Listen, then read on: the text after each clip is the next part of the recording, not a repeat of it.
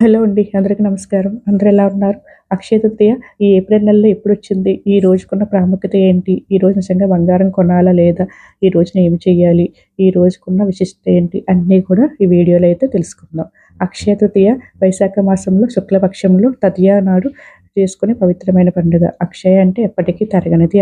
అందువల్ల ఈ రోజు ఏ పని చేసినా సరే అది అక్షయం అవుతుందని మనం నమ్ముతూ ఉంటాం. ఈ అక్షయ తృతీయ వైశాఖ మాసంలో శుక్లపక్షంలో తదియ రోజైతే వస్తుంది. ఈ సంవత్సరం ఏప్రిల్ 30న అక్షయ తృతీయ పండుగ అనేది వచ్చింది. పురాణాల ప్రకారం విష్ణుమూర్తి లక్ష్మీదేవిని వివాహం చేసుకుంది ఈ అక్షయ తృతీయ రోజు నాడే. అంతేకాకుండా భూమి మీదకి గంగాదేవి వచ్చింది కూడా ఈ అక్షయ తృతీయ రోజు నాడే.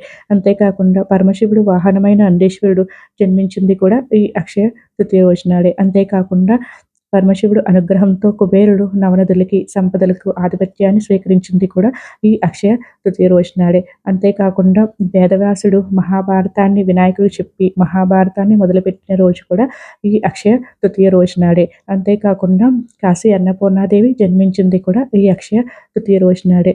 అలాగే సింహాచల అప్పన్న స్వామి నిజరూప దర్శనాన్ని ప్రసాదించేది కూడా ఈ అక్షయ తృతీయ రోజు నాడే. అంతేకాకుండా నరసింహస్వామి ప్రహ్లాదుని అనుగ్రహించింది కూడా ఈ రోజే. విష్ణుమూర్తి అవతారమైన పరశురాముడు జన్మించింది కూడా ఈ అక్షయ తృతీయ రోజు నాడే. అంతేకాకుండా నిండు సభలో ద్రౌపదికి అవమానం జరుగుతున్నప్పుడు శ్రీకృష్ణుడు అక్షయంగా చీరలు అందించి ద్రౌపది మానాన్ని, గౌరవాన్ని కాపాడింది కూడా ఈ అక్షయ తృతీయ రోజు నాడే.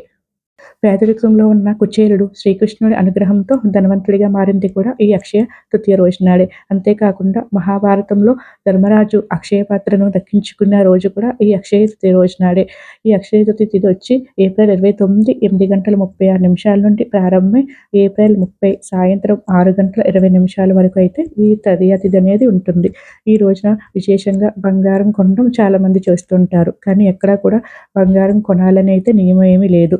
ఈ రోజున బంగారం కొంటే తరిగిపోకుండా ఉంటుందని మన నమ్మకం.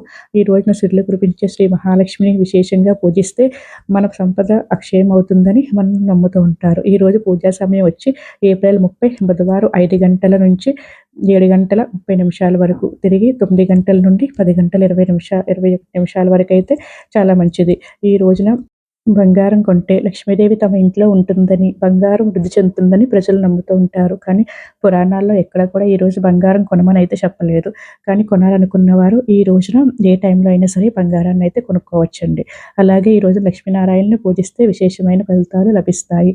ఈ రోజున గోవులను పూజిస్తే చాలా మంచిది. ఎందుకంటే గోమాతలోనే కదండి సమస్త దేవతలు ఉంటారు.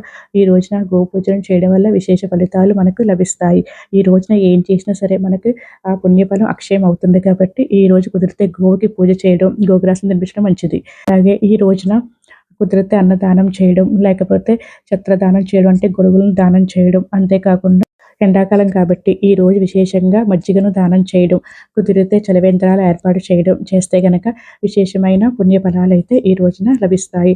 అంతేకాకుండా ఈరోజు బంగారం కొనలేని వాళ్ళు ఒక సైంధవ లవణం ప్యాకెట్ ఇంటికి తెచ్చుకుంటే చాలా మంచిది. ఎందుకంటే ఆ క్షీర సాగరం నుంచే కదా ఆ లక్ష్మీదేవి అమ్మవారు ఆవిర్భవించారు కాబట్టి ఈరోజు కుదిరితే గనక ఆ లక్ష్మీనారాయణుల పూజ కూడా విశేషంగా చేసుకోండి.